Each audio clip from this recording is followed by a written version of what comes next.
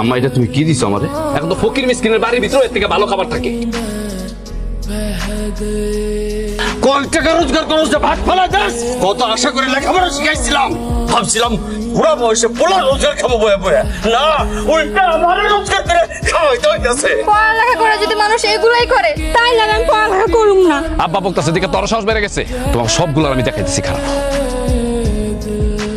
আমাকে খুব পছন্দ করে, ও খুব ভালো একটা ছেলে। বাবা তুমি এখন কি করো? চাকরি খুঁজতেছি আর কি। এক কাজ করলে কেমন হয়, আমি যদি মানিককে বলি দুবাই যাইতে, তুমি মানিকের সাথে আমার বিয়েটা দিবা? ঠিক আছে, তোর শেষ একটা সুযোগ দিলাম। মাইক কইছে তুমি যদি দুবাই না যেতে পারো তাহলে তোমার সাথে আমার বিয়ে দিব না। কই যাবা যায়? তোমার বাজানে আজকে গরুর মাংস নিয়ে আইছে হাটের থেকে। আজকে তো আমার মুড নাই, মন ভালো না, খাবো না। বাজান তোর কি হয়েছে? এত প্রশ্ন করো কেন? 14 লক্ষ টাকা দিতে পারবা? রত্নার মা কইছে আমি যদি দুবাই যাইতে না পারি তাহলে রত্নারে দুবাই প্রবাসী একজন লোকের সাথে বিয়ে দেব। কেন যে এরকম ফকিন্নি মার্কা একটা পরিবারে জন্ম নিছিলাম, তা আমি তো দুবাই যাবই, আমি তো রত্নারে হারাইতে পারব না। পাড়া সবাই কইতেছে ভাইয়ের নাকি বিয়া করছে।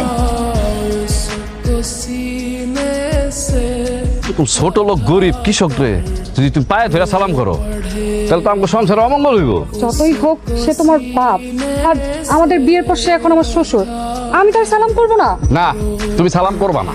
আমি বিদেশে যাবো বলে তার কাছে টাকা চাইছিলাম, সে তো টাকা দেয় নাই, উল্টা সে আমার অপমান করছে। কিন্তু আব্বা যান, আপনার স্বপ্ন তো ভেঙে গেল, কারণ আমি দুবাইও যাইতেছি, রত্নারে বিয়েও করে ফেলাইছি। এখন তো আর আপনি আমার অপমান করতে পারবেন। তোমার আনছিলাম এই পাপটারে দেখাইছি। চলো, এইখানে যদি বেশিক্ষণ তুমি থাকো না, তুমি মতো নষ্ট। কাকাই কই? অনেকদিন সময় দিছি, আর দিমু না। আমি তো কিছুই বুঝতেছি না। কাকাই কই নাই যে এই ভিটা মাটি আমার কাছে বন্ধক রেখে 3 লাখ টাকা দিছে। তুমি নাকি তার কাছ থেকে 3 লাখ টাকা নিছো? আচ্ছা আব্বা তুমি কও তো তুমি এত টাকা নিয়ে কি করছো? হ্যাঁ কি করছিস তা জবাব তোর দিতে হইব? সবকিছু জবাব চাস কেন? হ্যাঁ,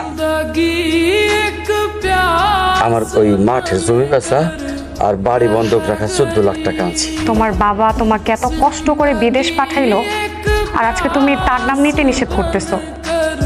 তোমাকে বিদেশে পাঠানোর জন্য তার জমি বিক্রি করছে, ভিটা মাটি বন্ধক রাখছে, আর এখন সে কি করতেছে জানো? রিক্সা চালাচ্ছে রাস্তায়।